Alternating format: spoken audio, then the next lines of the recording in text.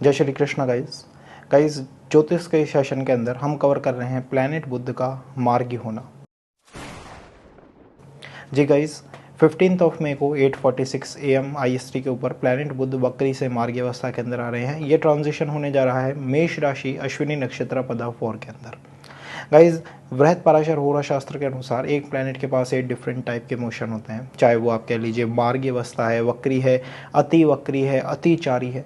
हर अवस्था, हर जो मूवमेंट होता है वो एक स्पेसिफिक कॉल को इंडिकेट करता है। मान लीजिए आपके कोई लेफ्ट ओवर कर्मास है, किसी इंसान के साथ आपकी कोई डिस्टेंस क्रिएट हो गया, कोई इशू क्रिएट हो गए, तो आपने एक लेफ्ट ओवर कर्मा को जनरेट दे दिया। अगर आपने उन चीज़ों को सॉल्व नहीं करा, मान लीजिए आपने दूसरे पक्ष की दूसरे इंसान की कोई बात ही नहीं सुनी, तो आपने एक लेफ्ट ओवर कर्मा निर्माण कर लिया।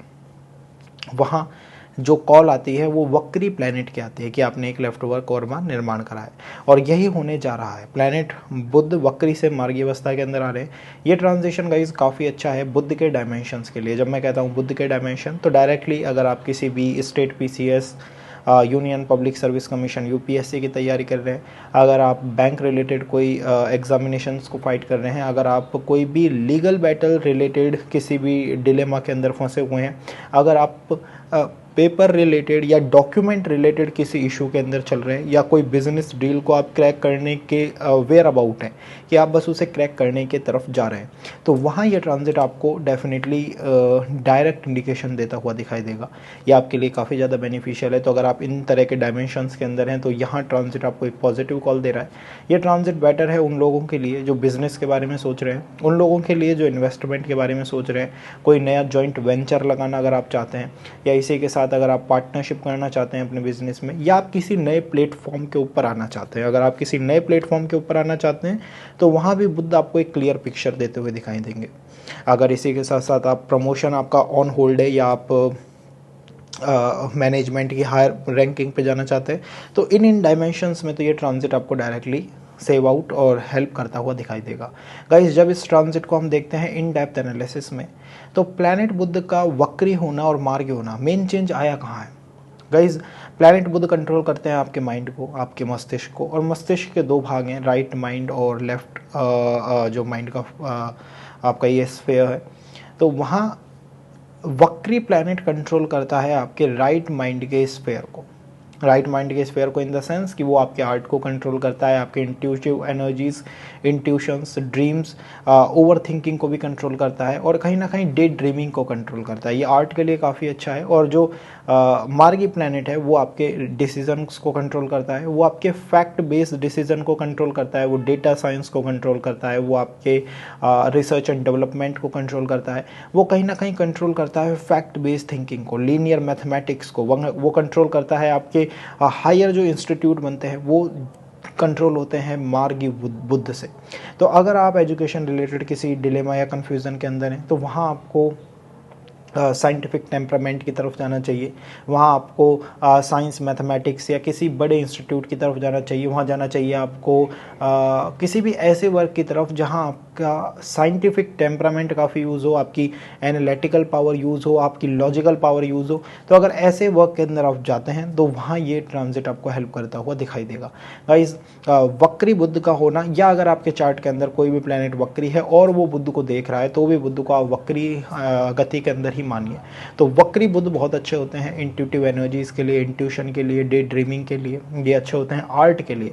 तो आर्ट रिलेटेड फील्ड के लिए वक्री बुध अच्छे हैं। लेकिन अब यूनिवर्स में वक्री से मार्गी बुध हो रहे हैं, तो ये सब्जेक्ट को चेंज करा सकते हैं, एकदम से स्ट्रीम में चेंज आ सकते हैं। इसी के साथ साथ आप महसूस करेंगे कि अब आपके जो डिसीजन है वो फैक्ट बेस हो रहे हैं, वो कहीं ना कहीं उनके अंदर एक एनालिटिकल पावर है, एक लॉजिकल पावर है, आपकी कम्युनिकेशन स्किल्स के अंदर अब एक स्मूथ ट्रांजिशन है, उसके अंदर एक जो स्टीप फ्लक्चुएशंस हैं वो आपकी कम्युनिकेशन से बाहर जा रहे हैं। तो ये ट्रांजिट गाइस बहुत सारे डायमेंशंस के अंदर आपको हेल्प करता हुआ दिखाई देगा। सेकंड, इस ट्रांजिशन की जो मेन कॉल आ रही है वो कहीं ना कहीं आपकी पर्सनैलिटी के लिए आ रही है। ये ट्रांजिट होने जा रहा है, प्लैनेट बुध मार्गी हो रहे हैं अश्विनी नक्षत्र पदा 4 में। जैसे मैं कहता हूँ अश्विनी नक्षत्र पदा 4, तो प्लैनेट कोई ना कोई चीज़ थी जो लेफ्ट ओवर थी, उसको ढूंढने के लिए इस नक्षत्र में वापस आए थे। गाइस, वक्री प्लैनेट के लिए 3 ट्रांजिट थ्योरी का पालन किया जाता है, जिसके अंदर क्या होता है कि एक प्लैनेट, फॉर एग्जांपल प्लैनेट बुध है जो वक्री हुए थे भरणी नक्षत्र पदा 3 के अंदर, और वहाँ से वो वापस गए अश्विनी नक्षत्र पदा 4 में, अश्विनी नक्षत्र पदा 4 से वापस आएंगे भरणी नक्षत्र पदा 3 में। तो इनके बीच के जो ड्यूरेशन है ये काफ़ी इंपॉर्टेंट है। और ये ट्रांजिट अगर आप देखेंगे नवमांश के अंदर तो ये होता हुआ आपको दिखाई देगा लिब्रा नवमांश से कैंसर नवमांश की तरफ। तो लिब्रा से कैंसर नवमांश का जो पॉइंट है वो कहीं ना कहीं इंडिकेट करता है आपके रिलेशंस को, आपके चिल्ड्रंस को, वो इंडिकेट करता है आपकी मंत्र चैंटिंग की पावर को, वो इंडिकेट करता है किसी भी तरह की बैटल को। लिब्रा से कैंसर के बीच की ये जो दूरी है ये इंडिकेट करती है किसी भी तरह की ऑनगोइंग बैटल को, चाहे वो बैटल आप सोसाइटी से लड़े, चाहे वो आपकी डेट फाइनेंस रिलेटेड कोई इशू हो, चाहे वो आपका लीगल बैटल रिलेटेड इश्यूज़ हो। तो इसके बीच का मकरी का अंदर का जो ये ट्रांजिशन है इसने आपको कोई ना कोई डीप अवेकनिंग दी है, कोई ना कोई इनलाइटनमेंट दी है। तो फॉर एग्जांपल अगर आप हाउस के बारे में सोच रहे हैं तो आपको वहाँ कोई इनलाइटनमेंट मिली हो सकती है। अगर आप सोच रहे थे आपके रिलेशनशिप के बारे में, एक्स के बारे में, आपके फ्रेंड सर्कल के बारे में, तो वहाँ कोई आपको इनलाइटनमेंट हो सकता है, मिली हो पिछले टाइम में। अब आपको उसको यूज़ करना चाहिए फॉर द फ्यूचर डिसीजंस। तो फ्यूचर्स के जो डिसीजन है आपको वो इस इनलाइटनमेंट, इस फैक्ट के ऊपर आपको बेस करने चाहिए जिससे कि आपको ज़्यादा से ज़्यादा गेन प्राप्त हो सके। तो फॉर एग्जांपल आपकी रिलेशनशिप है, आपके पार्टनर से आपको कोई नई चेंज महसूस हुए हैं वो बुद्ध के वक्री अवस्था के अंदर, तो वो आपको ध्यान में रख के ही नेक्स्ट फ्यूचर रिलेटेड डिसीजंस को लेना चाहिए। इसी के साथ साथ आपके एजुकेशन है, मान लीजिए उसके अंदर आपको कोई चेंजेस महसूस हुए हैं तो वहाँ भी आपको अपने फ्यूचर रिलेटेड जो इश्यूज़ थे उनको ध्यान में रख के ही कोई डिसीज़न लेना चाहिए। तो आपको अपने जो आपके साथ हुआ है वक्री बुद्ध के अंदर, जो भी इनलाइटनमेंट अवेकनिंग आपको मिली है, स्पेशली आपके एजुकेशन में, आपकी रिलेशनशिप में, डेट फाइनेंस के अंदर, हेल्थ इश्यूज़ के अंदर और हाउस होम रिलेटेड चेंजेस के अंदर और आपकी मैरिज और रिलेशनशिप के अंदर, इन 5-6 डायमेंशंस को तो आपको हर जगह यूज़ करना चाहिए। जो भी आपको अवेकनिंग अब मिली है उसको ही आपको यूज़ करना चाहिए आगे के डिसीजंस में, और उन्हें बेस करना चाहिए फैक्ट के आधार पर, लॉजिक के आधार पर, एनालिटिकल एबिलिटी के आधार पर। वही आपको हेल्प करती हुई दिखाई देगी लॉन्ग रन में।